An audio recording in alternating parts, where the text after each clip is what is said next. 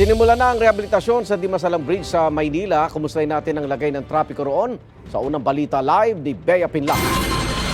Bea.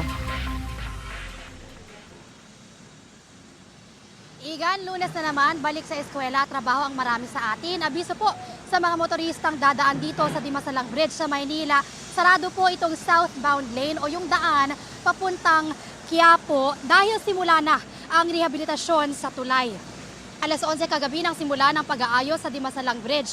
Inaasahang tatagal ito hanggang December 15 ayon sa Department of Public Works and Highways. Layon na patibayin sa rehabilitasyon ang pagkakagawa sa estruktura.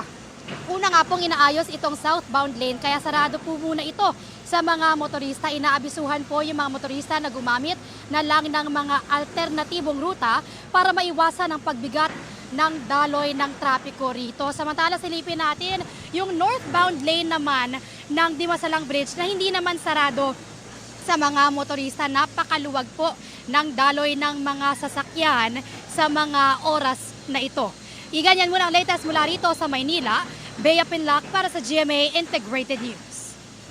Igan, mauna ka sa mga balita, mag-subscribe na sa GMA Integrated News sa YouTube para sa iba't ibang ulat sa ating bansa.